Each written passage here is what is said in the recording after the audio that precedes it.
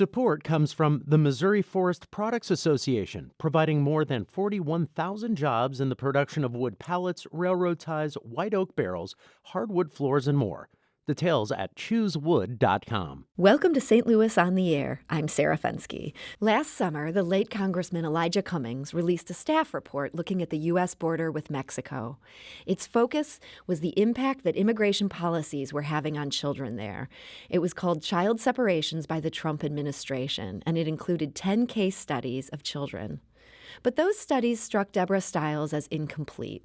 She is director of Webster University's Intercultural Research Center. She's also a professor of applied educational psychology and school psychology. And to her, the House Oversight Subcommittee on Civil Rights and Civil Liberties Committee's report read more like descriptions of, quote, packages being sent around than human beings. So she got to work and enlisted students at Webster to help her. And here today to discuss the fruits of those labors is Deborah Stiles. Deborah, welcome to the show. Thank you. And we're also joined today by Kaori Chaki. She's a graduate student at Webster University. Kaori, welcome to the show. Thank you. Deborah, let's start with you. What was the problem with the original staff report that you read? Well, the child separations didn't begin by the Trump administration. Didn't begin with in the summer of 2019. It had been going on before then, and it had been very disturbing to, I guess, most people, especially my students and I, who were all either studying psychology or are psychologists who focus on children and adolescents. And I was very grateful when Elijah Cummings, who is a champion for children, last summer commissioned this report on child separations by the Trump administration. And I thought in many ways it was a really excellent report. It was 31 pages, and it included 10 case studies and described children. The youngest was 4 months and the oldest was 16 years. But there was something that was really missing, and that was what would be the psychological impact of separating children from their families. And so I wrote to him in last summer and told him about this project and also talked to my students. And we felt it was best for us to write a report that would help the Elijah Cummings Committee understand what the psychological impact would be of what is going on by the U.S. government. So we worked for months and months through vacations and weekends and late nights, and also focused on this in courses, trying to communicate to, it was called the House Oversight Subcommittee on Civil Rights and Civil Liberties, on what they should be knowing about the psychological impact of child separations. Now, Kaori, when Professor Stiles first told the class that this was something that you would be working on, what was the response among students?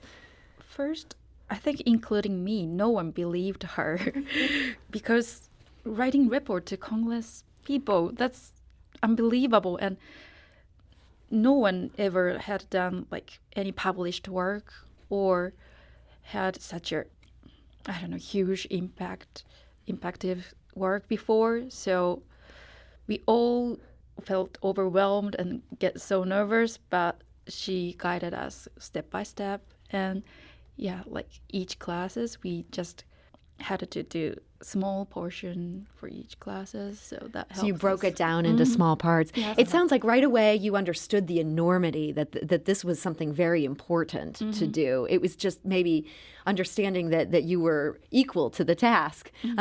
Was it hard to convince the class that, you have the skills, you can help make it hit it home for Congress? It wasn't hard to convince the classes that I was teaching, but it was an experiment.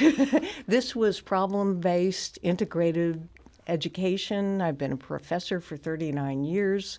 This was, changing the audience from a professional audience of psychologists or mental health professionals to members of Congress who had not studied psychology was just really different. If I could digress for a moment, I'd like to talk about the people who you're not interviewing here today. This was definitely a group effort. Yeah, this was a group effort involving 14 people who worked for a long time. So our applied educational psychology and school psychology students are multicultural, international, multi-age, but most important, they are multitaskers.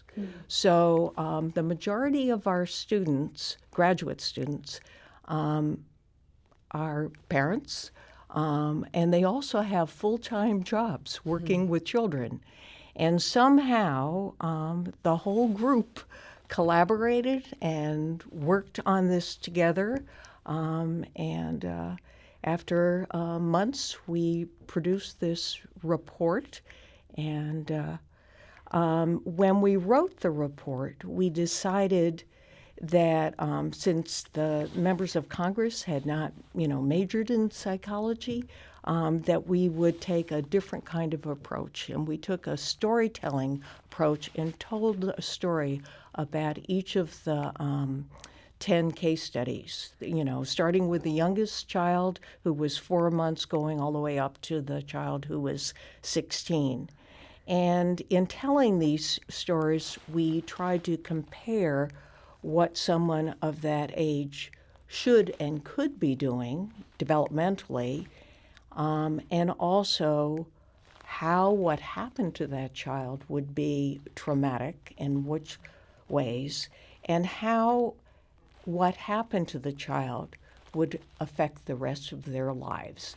And basically, these children, the developmental trajectory of their lives has been changed.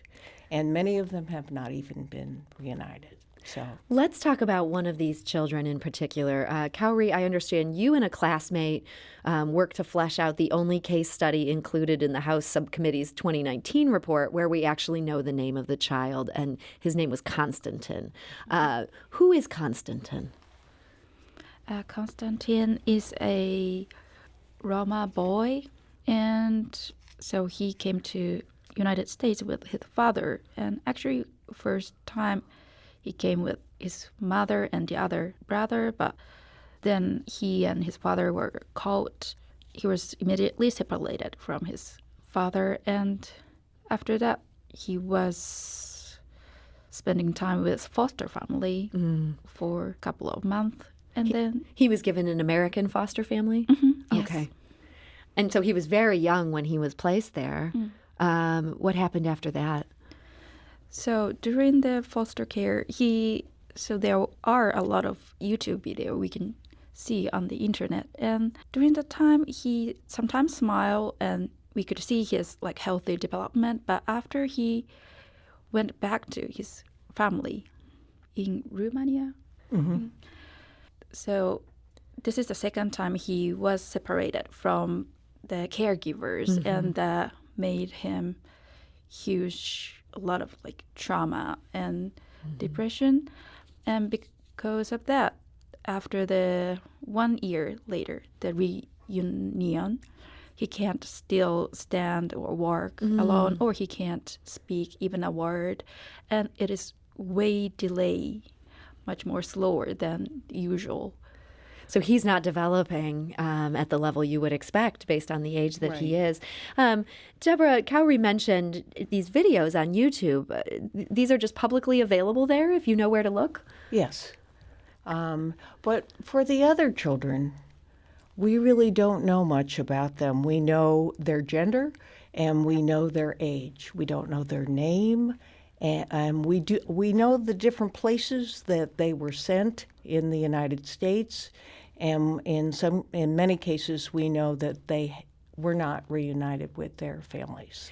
And so where are you getting the information about these other kids? This is not a YouTube type situation. This is just from what has been put out there in past congressional reports? No, that was in the staff report that was commissioned by Elijah Cummings.